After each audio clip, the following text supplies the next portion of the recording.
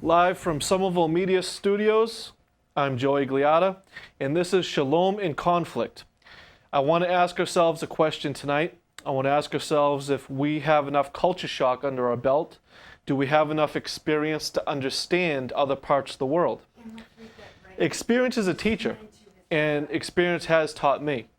I have had the experience of a lifetime in the past year. I had gone on a trip to Israel, which is, a very conflictual part of the world.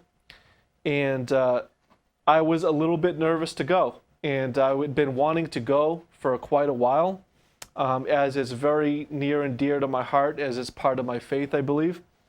So the organization that I found of all places on Facebook. A friend of mine had sent it to me on Facebook. And the name of the organization is called Hayovel. It is founded by a small family from Missouri and a rural farming town. And Hayovel had decided when they were young and when they were a small family and all the kids were younger, this couple had decided to sort of emigrate to Israel. Even though they were not Jewish, they claimed no historical lineage to Israel, yet their faith had led them to help with the land as farmers. And I had found this organization as I was searching for a way to make it over there in a way where it was not just a tour, where I was interactive with the culture, and I was interactive with the people. So when I had arrived flying over the mountains of Turkey, beautiful, beautiful snow-capped mountains. This is likely, I'm not exactly sure, but this could have been Lake Urmia. Somewhere near Turkey, Armenia, in that area, banking in, coming through Cyprus in that area into Tel Aviv. So the next slide we're going to see is arriving into Tel Aviv, which is a very, very modern city. Coming to the airport, it's a city like any other city in the United States, and we are arriving in a country that is not my own, and I am not a inexperienced traveler. I've actually gone to Nigeria when I was 18 years old, so I'm not an inexperienced traveler. However, this trip was so far beyond anything that I've done before because this was a work-related trip. This was not just tourism, and it was not any sort of Christian ministry as I had known it. Coming into Shomron, which is the Samaria area of Israel, we had driven the long scenic route from Tel Aviv into Samaria, or as they say in modern Hebrew, Shomron. So driving through there, I could see all the things that are going around. I could see the different types of license plates for the different types of people. I could already feel and see that this modern city was very much intermingled with a long history of thousands of years. And this conflict that had been taking place for thousands of years, in our modern times for hundreds of years, we experienced, just myself driving with my tour guide, and I was already sort of jolted. I was culture shocked for sure, driving through the city and seeing white colored plates for Israelis and yellow colored plates for Palestinians. I could feel the tension, yet I could also see a peace on people's faces and an air of contentment, at least that was coming from me, of having arrived in the place that I've been longing to see and experience. So on the way, I went through intense scrutiny at security checkpoints. I was strip searched. My bags were searched for about 4 or 5 hours. I was questioned. This is not usual practice for other airlines, but for El Al, this is standard practice. Random searches and things like that. Doesn't matter who you are. Doesn't matter where you come from. They will ask you questions, and all you got to do is really just be natural and tell them this is what I'm doing here. This is my business here, or I'm on vacation. I want to see Tel Aviv, or I'm working on a project, and that's exactly what I said. So, coming into the Shomron area, out of Tel Aviv, you start to see the vast difference, or the cultural differences at least. It's all Middle Eastern area. I had been to Dubai in past times, so I was familiar with the Middle East at this point, but seeing the difference between the Israeli area of Shomron and the Palestinian area of Shomron, I could see the culture was different, just right off the bat there. I could see that people sort of mind their own business and they stay with their own side of town. They stay with their own people. They do business with their own people. But at the same time, just going through one neighborhood to the next neighborhood, us going into a Israeli neighborhood on the top of a mountain, which is where we were, which is where I stayed with the Hayovel team. I had to really, really trust these people because the notorious place that West Bank is, Samaria being in West Bank, I had to trust that I was going to learn something and I was going to have a beneficial experience. That, when you tell people that you are going to go to a foreign place, a natural reaction is, well, where are you going? Are you going to a nice place? Are you going to a tough place? And of course, when you tell people that you're going to Israel or the West Bank or Palestine, people are going to be concerned. And I had to assure myself and other people that I was going to be 100% fine.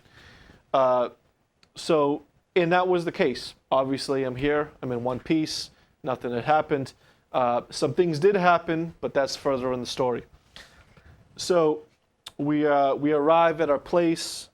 We arrive on the farm. We arrive, and I start to see the beautiful landscape. I start to see the mountainous areas, and they start explaining things. I start to see memorial markers on the side of the road, and they explained to me that these memorial markers were people who had been stabbed to death by random acts of terror, where bombs had been exploded, where groups on both sides had gone to war with each other. So we had gone through some of these tough areas just coming from the airport. Coming to the compound that we stayed on is right on top of Mount Gerizim, which is the Mount of Blessing in the Bible, which is historically where Jesus had talked to the Samaritan woman in the Bible, in the New Testament. And the people that I had stayed with were Christian Zionists, which meaning that they're Christian people, non-Jews, who feel that they want to pitch in and they want to help the state of Israel. And they want to help not only the state of Israel, but they want to help with the peace process and raise awareness.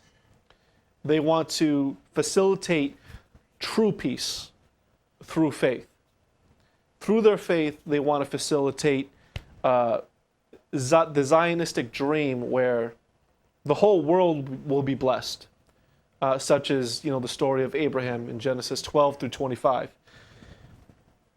So, feeling that they were called to come to this place, it was amazing to see that this small family from Missouri had taken this giant leap, and out of respect for that, I gained a bit of trust as I jumped out of my comfort zone.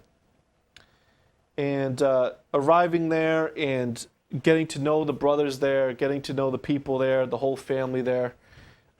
Wonderful family, and people from all over the world I had met. I had met a man from China. I had met people from Ireland. I had met people from all over the place that had come to this place to help prune grapes and to gather the grapes at the end of the year and to prune them and to learn a skill and to help the locals and to be side by side with the locals, not just take a tour.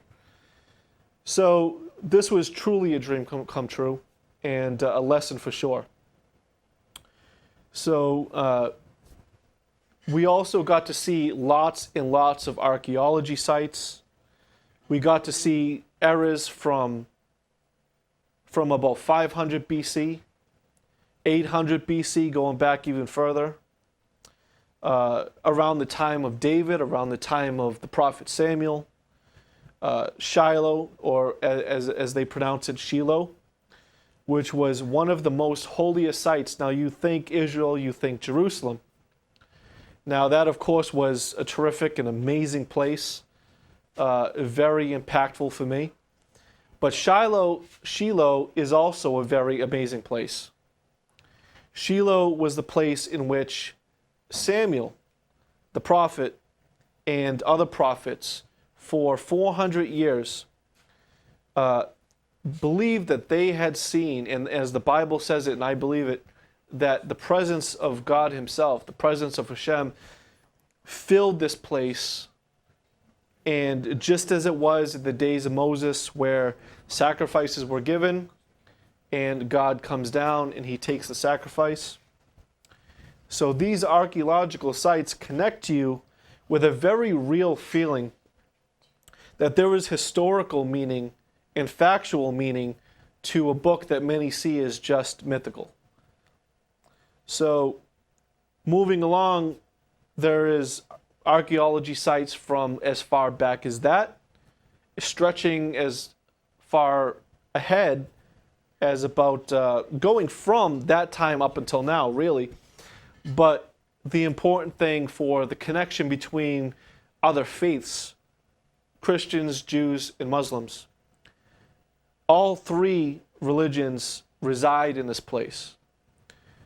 Greek Orthodox, Muslim Palestinians, Jews, Christians, of all kinds, Catholics, you have them all. And there is one spot in which we, toward the end of our journey, we found this was a citadel, a fortress of sorts, and it was an old monastery as well during the Crusade period.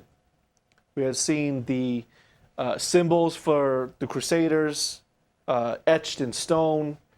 Very tiny place. I guess some of those guys were very short because I had hit my head several times and was stunned by that. But you could get the sense that there's history, from ancient history to more modern history to history somewhere in the middle, and this place has never been left. It was barren for a while. You could see the limestone, and you can see these big white rocks everywhere, just strewn about in plains, in mountainsides. But you could also see these beautiful landscapes, and then you could also see plainly that this place had been devastated for a time. So at Shiloh, we received a history lesson. There was a cool hologram there. That was a cool part of it. It was an unbelievable place. I mean, the nature as well was incredible. We have olive trees that you could see. You could see almond trees, all types of nature. And during this trip, I could just take it in. Now, there were olive trees planted all over the place. Now, historically, when Israel was just starting to come to be around the 40s, 50s, 60s, 70s, they had what they had done was, it was called the land grab. It was, everyone was, when your foot rests upon a place in this culture, and we're talking about culture shock, it's not necessarily the way that we see things. American history or European history or African history, when your foot lands on a place and you plant a tree, whether it be an almond tree, an olive tree, whatever the case may be, that's your place now. That's your neighborhood. You have, it's like the man on the moon putting his American flag on the moon. That's ours now. It's our property now. So this was what happened, where you see Palestinian areas where they have their olive trees, and you have Israeli neighborhoods where they have their olive trees. And you just see that there was an explosion of this is my land, this is your land, this is our land. You see that all over the place, and you see markers everywhere. Now, there were road signs. As far as the modern day Israel, you see road signs everywhere where Israelis cannot travel into Palestinian areas and vice versa. You see a lot of signs telling you where you can and cannot go, or where is wise for a Palestinian to come and go, or where is most wise for an Israeli to go. You see soldiers directing you, go here or go there. Checking your plates to see if you're Israeli or Palestinian. So, lots and lots of cultural differences. Of course, in Israel, you're not going to see a lot of non-kosher restaurants and things such. You're also not going to see things non-halal as well. So for kosher eaters, you feel very safe there, and also for halal eaters, you're very safe there. So, and the food is terrific as well. It's very fresh tasting in certain areas. It's straight off the tree, fruit, dates, all these types of things. It's very, very fresh. Chocolate, yes. We visited a chocolate factory. So business is booming there. Business is growing, just like Tel Aviv. Tel Aviv being the business center of Israel and the vacation spot of the world, and you see local businesses blooming. You see, just not just the financial place in Tel Aviv, but also local businesses such as this chocolate factory that we had went down and visited and helped out at, and got free samples, of course. And I bought about 5 of those 90% chocolates, and I just devoured them in a couple days. So where's our chocolate? Where's your chocolate? Our chocolate. I ate it. If I had known, I probably would have brought a little bit. Not fair, honestly. I probably would have eaten it on the plane. It's not right. You should go back there and bring it back to the crew. I will next year. Next year, if I return next year, I will go back and I will get you a chocolate. All right. What about the wine? The wine. The wine was extra delicious. Really? Because I had a hand in it. And that wasn't the wine that I picked, but I knew I was a part of the team of pruning the grapes to produce the wine. So when we were drinking on the Sabbath, on the Shabbat, we were having a Sabbath meal, and we were having the wine for the Sabbath service.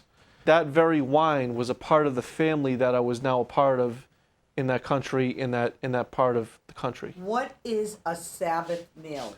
Sabbath meal is where you remember that God created the universe. God created the earth. He created everything, and He created the wine. So it's customary to have a glass of wine with your meal, and to remember that God had created all things, and we say a blessing over it, and we have a meal together, and we break bread. What? Can you give us an example of the blessing?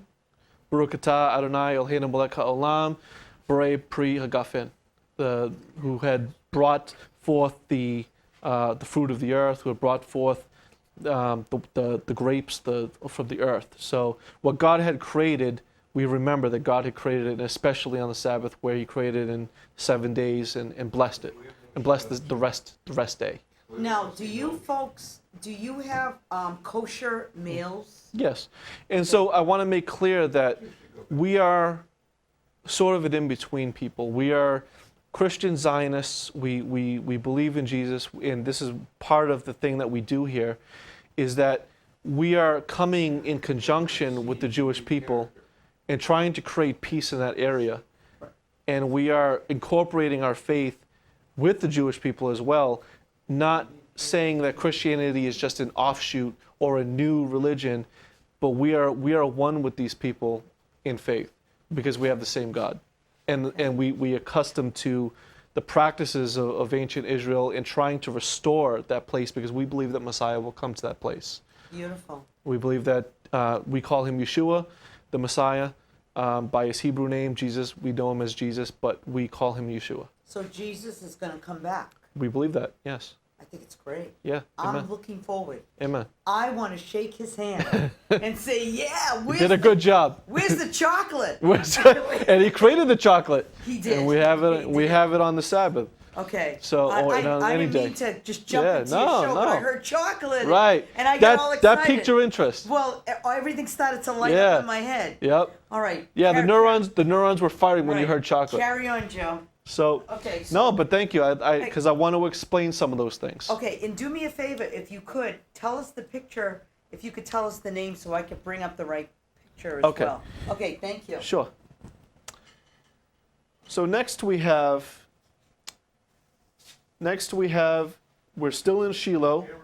We're going to be in archaeology, and we're still looking at Shiloh, and we're looking at several pictures from the spots of the archaeological areas, and these are ruins of Shiloh, and there was a mosque that was built there as well. So you have. Hey Joe, can you give me a number of the picture? Sure. Please. Absolutely. Okay. So in archaeological site 15, thank you. We have Tel Shiloh. Now a tell is something that is built upon other, you're digging, you're getting to the bottom of it. So it's sort of, there's dirt upon dirt upon dirt, and you're digging to the bottom of it. So it's over time as erosion and such has built up. So in the archaeological picture labeled 15, we have Tel Shiloh, and also 16. So there we have all of these pictures here, 13 through 16 is Tel Shiloh. So one of the most impactful moments of this entire trip, not only was the nature and the food and the chocolate and the Sabbath meal and the olives and everything that incorporated, and even seeing the culture shock of the conflict that was around us. We could see the biblical history. And one moment that particularly was striking for me was a place called Elam Moreh. It's the Abrahamic spot. Elam Moreh was the trees of Mamre, and on top of this mountain overlooking this beautiful vision where God had come to Abraham and he said, all this will be yours if you have faith. All this, if you believe me and you do as I say and you leave your place, such as I did, leaving my natural environment here in Somerville and finding myself in a place like this where, you know, leaving one place to go to another place, it got me very in tune with the story itself. So Abraham on that mountain, looking what would be his for his descendants. And it was just a very striking view.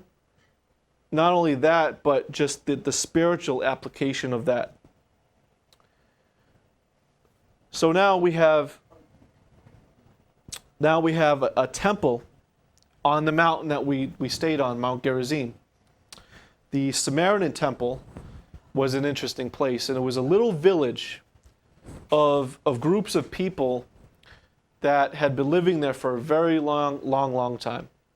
Mentioned in the Bible, the Samaritans, they were sort of Jewish converts from the intertestamental period, around the time of the Maccabees and such, and going back even far as the book of Kings. And there was a lot of wars. And a lot of these wars were over these people who saw themselves as Jewish, but their practices were very Greek, or they were trying to restore Jewish ideas, but yet in Greek cultural invasion, later on more so the Romans, but Greek cultural invasion had come, and the Jewish people wanted to restore that to their area and restore Jewish practice rather than Greek practice. So the Samaritans, being sort of a mixed people, in this temple they still to this day do sacrifices. Because on this mountain, and there was a conversation with Jesus on this mountain with a Samaritan woman about them worshiping on one mountain and overlooking that mountain, looking towards the west. Here in America, we look towards the east, praying toward Jerusalem. But there, because you're already past that point, so you're looking back, and now you're praying west. So now you're looking down the mountain toward Jerusalem. But these people had decided that, yeah, they want to do their own thing. So they're sacrificing on Mount Gerizim, where we were staying. So that culture is still very there and very alive to this day. They have their own way of doing things. They have their own small culture. And as it was explained to me by the team, everywhere we went, we were getting a lesson. And to understand that there was a lot of restoration going along in the Samaritan people as well. So we have chocolate factories, we have wineries, we have amazing food, amazing people. We have history, we have culture, we have war. It sounds like a lot of the conflict that's going on everywhere. It sounds like a lot of the turmoil that we see today in America more recently. But when you look at even road signs, when you see road signs saying, when you see things like Shiloh on road signs and you're saying, this is a modern road sign with a biblical name. This is a town that I read in the Bible as a youth, and I'm seeing a road sign, a modern green road sign that says Shiloh. It's very interesting. Other road signs that say Dead Sea or Jerusalem or Bethel or Ramallah. Ramallah is a modern Palestinian town, but you see that things have been updated since then, and you see things that are very modern and very ancient at the same time. And that was an amazing thing to me. But you also see, I saw this one shepherd on the road as we were stuck in traffic on the bus, and I'm looking out and I'm seeing a shepherd, and he's walking along and he's leading his goats and he's leading his sheep. And one of the people that I was sitting with, he was a farmer from Texas, from I believe West Texas, and I asked him, I says, so this is sort of like what the Bible is talking about. This is talking about the shepherd and, you know, coming in and out of the pasture and things like that. And he said, would you like to know what he's doing? Would you like to know how this comes into line with Jesus' parables? So this man explained to me what he was doing. And this man explained to me about how the goats interact and behave as opposed to the sheep and things like this. Yeah, like that. Exactly. And they're very loyal, and they're very close with the shepherd, and they're very they don't survive very well without the shepherd. So are the goats to the shepherds like dog is man's best friend? The goats sort of do their own thing. I mean, from what I've observed, I don't know what that means. the goats do their own thing. The goats kind of go off in their own way, and they just kind of lag behind. From what I observed, the goats are in the behind, are behind grazing, and the sheep are very close to the shepherd. So the sheep is more like the dog. Yes. And the goat is like the cat. The cat, yes. Oh, look That's at a good that. analogy. Right, because cats Yes. are they have their own mind. Right. They do their own thing. They relax, they chill, Yeah, they chill. and the dog is always like welcoming this Well, master home. And the dog is needy, yeah, which is not Yeah. a bad thing. right. But that's how it is, and you can kind of see that the shepherd knows exactly that. He knows he needs to lead the sheep because the sheep is needy, like you said. So does the sheep sleep in the same bed as the shepherd, like a dog? Like a dog. Well, they're trying No, to they get say- in between, like trying to get in between the parents per se. Right. I mean, because Yeah. dogs jump on the bed. Do sheep do the same thing? I don't know. I'm asking. I don't know. They're smelly. I know that. Oh, then that's Yeah. not they Yeah. smell. I don't How know. bad? To me, I mean, you have to Really? shave them and everything like that, and they get stuck in Oh, thickets and things. Right. Yeah. Yeah. Right. They shave the sheep like once a year. Right. And they take their fur, The coat. the coating. Yeah, I think the coat. And yeah. what do they do with it? They make. I'm not a shepherd. cloth? I've observed just passing by. What's that? That would be wool. Wool. That's right. Oh, wool. Sheep's wool. Sheep's wool. Sheep's wool. Sheep's wool. Oh, so Yeah. they say watch out. Cotton.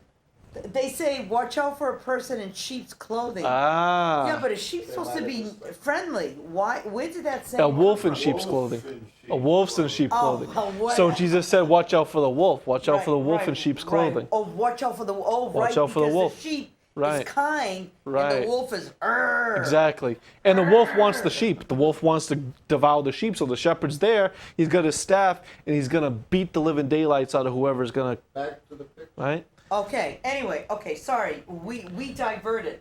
No, we digressed. But no, the amazing thing, Go the ahead. amazing thing is that we're just stuck in traffic and we're watching shepherds cross the street. How did you feel about that?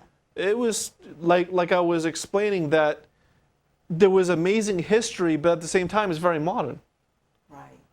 right? So you got a little bit of both going on there, right? And that's the amazing mix that I saw there, is that you have the mix of you have a mix of ancient history and you have modern history.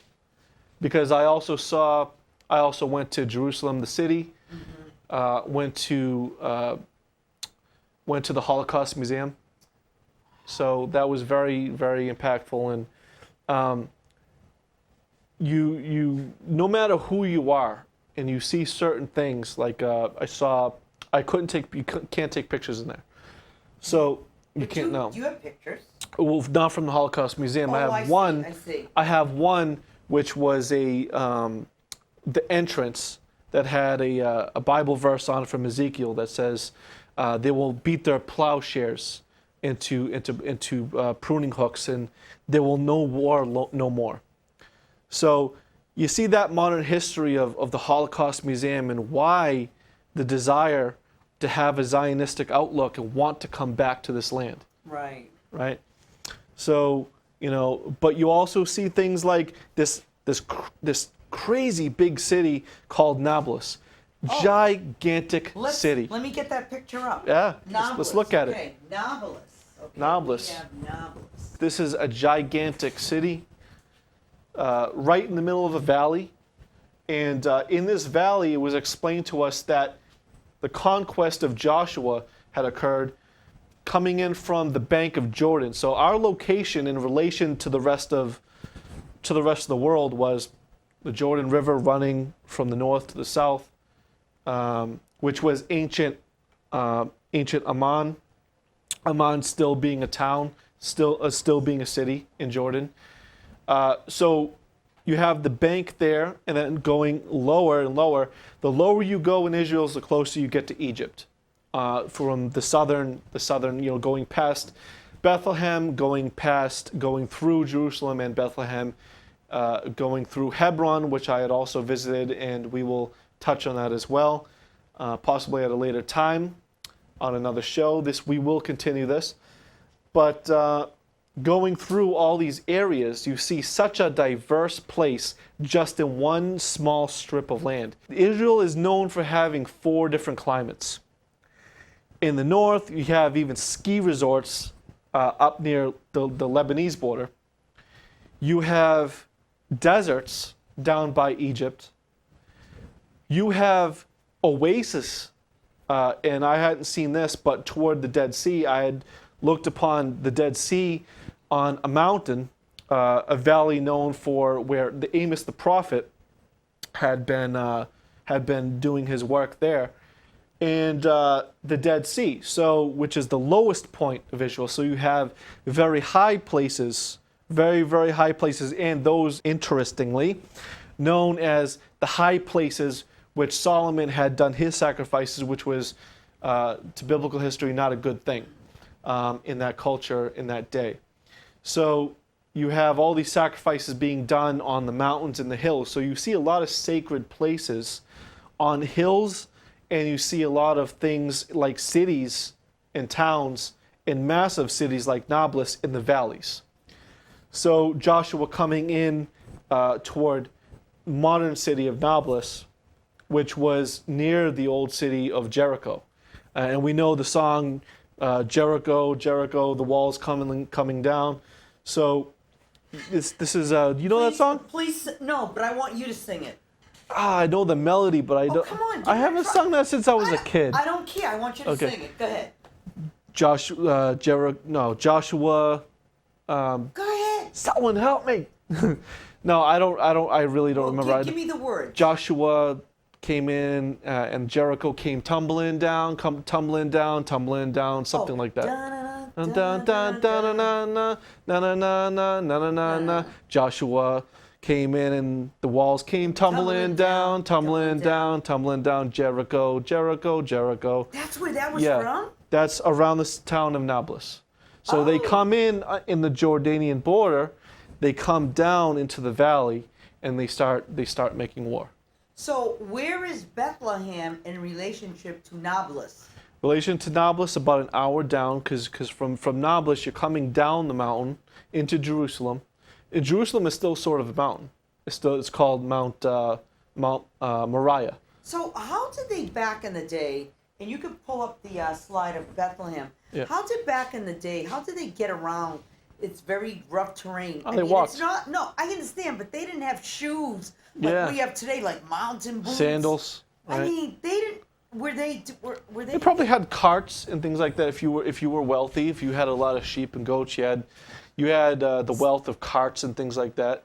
Yeah, but I mean, the regular peasant had to walk around. Right. His feet probably got really. And that's why they washed mangled. each other's feet. Yeah. Feet were calloused, and they knew exactly where to walk. They were very careful. I mean, us, where we're so used to our cars and our transportation and our buses and everything like that. Our feet are tender. Yeah. They weren't tender. They had callus. Yeah. Like Charlie Tesh, switcher, a technical director switcher, says that the feet were calloused. Okay. Yeah. Well, they ended up that way, but the crazy thing now is, imagine the patriarchs of the Bible times seeing how it is now, because what they're doing is they're building a train going right from Tel Aviv, the airport, coming all the way down right to the Western Wall in Jerusalem, right to the Wailing Wall where everybody prays, into the old city. Well, I guess that's good, so people can from all over the world, yeah. Yeah, they can enjoy it. You come into Tel Aviv, you take a train straight down into Jerusalem, which is probably about maybe an hour and a half, 2 hours. Probably would be very hard for most people to walk the mountains. Yeah, you're not going to do that anymore. No. You're not going to do that anymore. People aren't as ambitious. No. They're a little bit lazy. Well, we're not as determined. What was the reason for your trip, Joe?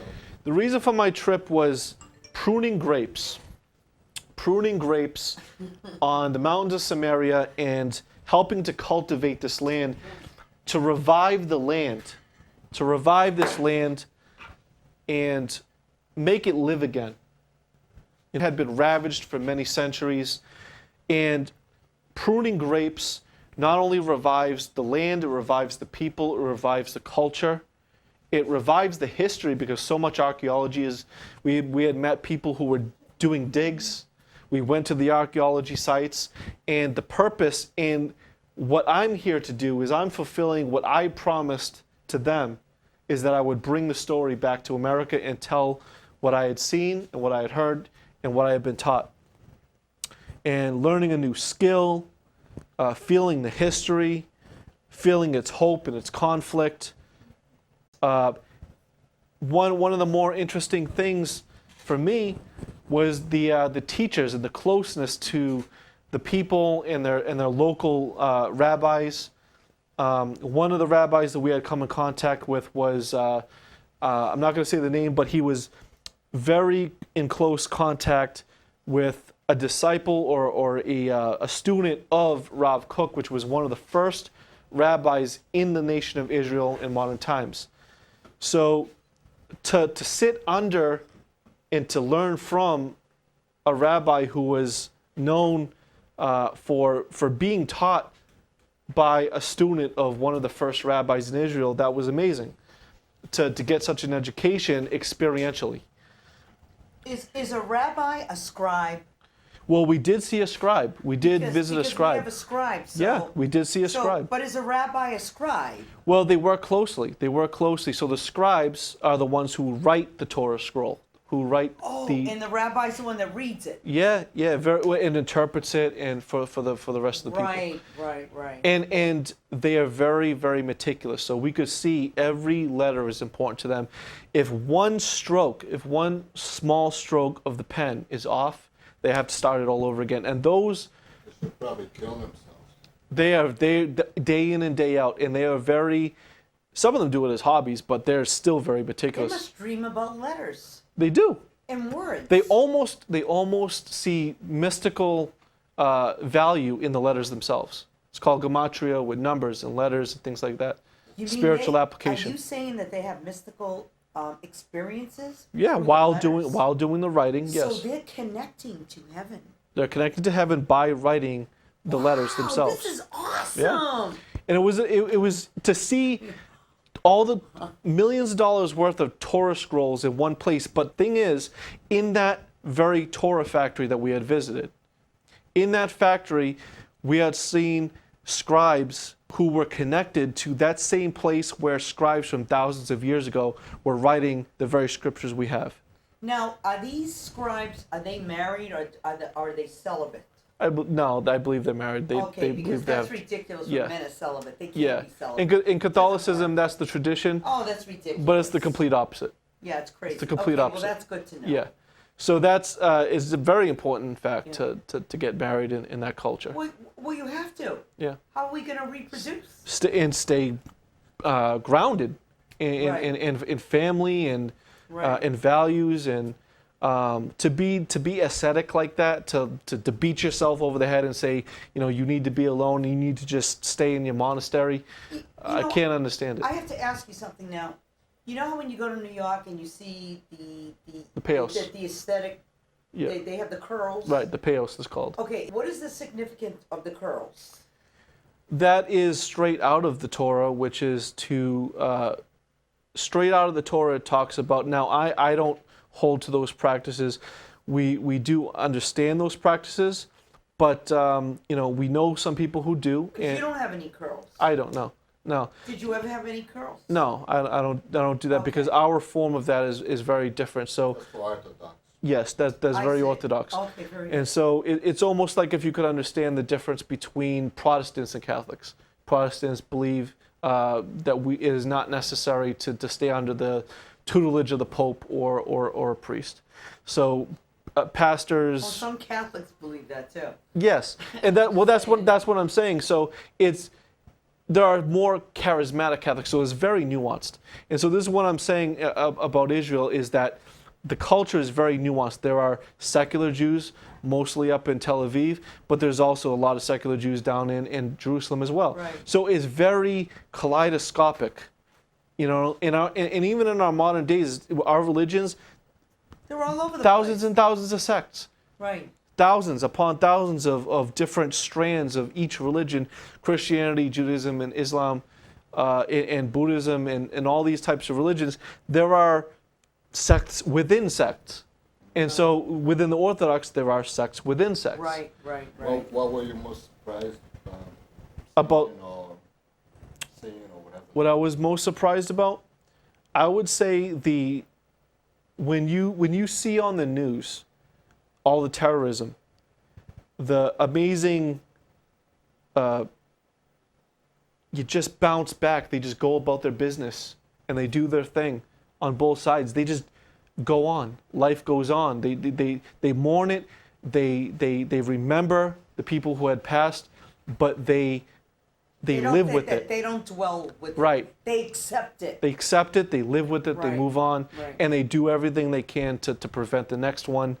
And that's the lesson for us. I mean, in the past week here in America, Oh, it's ridiculous. right? It's. I look at things that happen that are tragedies as wasted energy. Right. It's ridiculous. Right. Anyway. Wasted attention. Yes. So where are we going next? We're going to Hebron next. And Hebron was one of my favorite spots in Israel, because this was the town that Abraham lived in. The great patriarch and the father of Christians, Muslims, and Jews.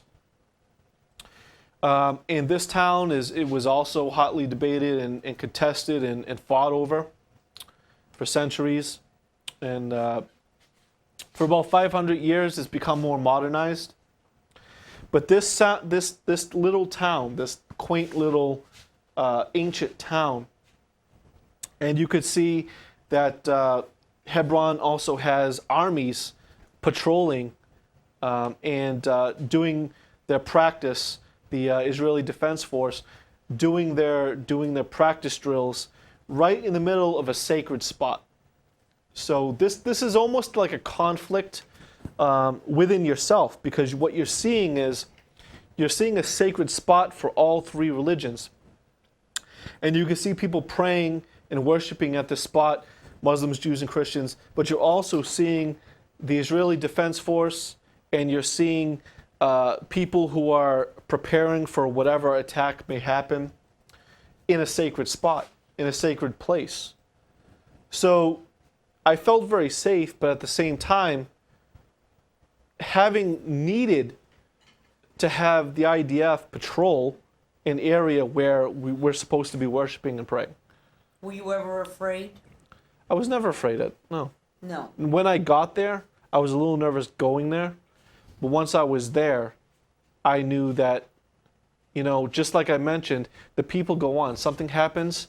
There was one particular time where we were in Jerusalem, and we were inside the old temple complex, the old city where the temple used to be. We're at the Wailing Wall, and we go beyond the wall, which is a very, very peaceful place. But outside that wall, as we were in there was a huge riot, and a car bomb had gone off. Okay, so when you're on this tour, do the people that are on the tour, do they carry guns? We were, well, not the group that I was with, but they had assigned us a team of Israeli Defense Force teammates that had walked us around. Are you kidding me? No. Oh my goodness. Because they knew exactly what was happening. There were certain places that we couldn't go, and I was a little irritated, but after hearing what happened, because we had no idea. You were happy you had the protection. I had I knew I was happy I had the protection, but once I heard what happened afterwards, I didn't know what happened. So if someone tackled you, Yeah. would you know what to do? Because I would. No. I know what to do. Are you sure? Oh, I do. Well, let's hope. Then I feel very safe. Yeah. Then I feel. If someone tackled me, I would know. You know Krav Maga? That's the Israeli fighting force, the Israeli fighting style. Krav Maga. So, you want to talk about the tombs? So the tombs, yeah. I mean, that was a place of worship in this place called Hebron, where Abraham was buried, and close by is the tomb of Rachel and all of the patriarchs. So this area is it's almost like you're going to your own family member's cemetery. You're going to your own family members, your own father's grave, or your own mother's grave, or your own grandparents' grave, and you remember your family and you remember where you come from. So seeing the tomb of Abraham was like, this was the originator of my faith. No, I noticed that the tombs, they have these fancy gates. Yes. So people can look in and see like where they're, it's like, it's different. Like we have graves. Yeah. Or, what do you call it when they have those special, they're not catacombs. What do you call it when they bury people in these fancy places? Oh, the help me out here. There's a word. the not cathedral. That's another. That's But you know what I'm Yeah. saying. Here, Yes. there's like a gate. So they look inside, and Yeah. what do they see? They don't see the body. They're still in Well, a- that's for show. See, Oh, the that's- gates, Oh. the actual tombs are way down in a catacomb down underneath. So do people by their wealth, they have a fancy gate? Yeah, they do. Oh. So this is all for show. Oh, Right. isn't that interesting? So the people can pray there, but the real tomb is probably a couple hundred stairs down. Right. So right here, these are the pictures that I have here, and I have much more. Here is Ben Gurion at the Tel Aviv airport. He was one of the first prime ministers. He was actually the first prime minister, but there was also one more. She was actually a woman. I forget her. I'm blanking on that name right now. But Ben Gurion is most notarized for being the first prime minister. So, here we have all of these pictures that I have here. And it's not so much of the pictures I wanted to tell about, it's the experience of how I was personally changed, and I was personally touched, and I was personally, in a way, transformed, because I feel a deeper connection with my faith rather than just going to church or going to synagogue or going to a prayer meeting or a Bible study or what have you. This place was very real. Did you have an experience with God that Of course. you want to? Can you share? On Olam Areh, where I was standing, where Abraham was standing, looking out over this place, it was a personal understanding that just as Abraham had left his ways and Abraham had left his place, I would have to leave certain thoughts and certain emotions and certain ways of thinking behind. So as the father Abraham done it, I should be able to do it too. You're right. Yeah. Yeah. We should all be able to be transformed and be able to be changed with life circumstances and not have that be a detriment to us. And just as the Israeli people and the Palestinians deal with their issues on a daily basis, so here in America we should be able to do the same and be able to deal with our tragedies in a positive way. Well, Joe, you're going to make a very positive difference in many lives. This was fabulous. They would say this, that when they kill and destroy, you plant a seed and you grow. And that's exactly what they do. When a family member of theirs is murdered, they'll plant a tree in their memory, and they will say that this tree is for the memory of that person. It's beautiful. It is. And so it's not a wasted thing. You think it's a one-sided thing there? I don't think it's a one-sided thing, because we, in our faith, we believe that our faith in God is the answer. And so just because a person is from a certain lineage does not mean that to treat another harshly is the answer. Now, faith is what should unite us, and God is what should unite us and not necessarily divide us politically. Now, their politics is very much intertwined with their politics and religion. Here we have the separation of church and state. We should have the separation of church and state in this country. And so that culture is very, very different in that respect. That religion and politics is very, very close, except in the secular areas. But in the religious areas, it's very much entwined. So I'm not saying everything that Israel does is correct, but I am saying that what I believe God had for that land and that people is to bless the Palestinians, not to oppress them. And so I think that is the purpose of me going there and coming back with this story. My idea is to not be one-sided, but my idea is to be able to put the reality of the Bible, of the ancient history of the Bible, and bring it to a modern light. Beautiful. Thank you. Thank you. Great job, Joe. Thank you. Joe Agliata. Wow. Yeah. All right. Shalom in Shalom and conflicts. conflict. Yeah.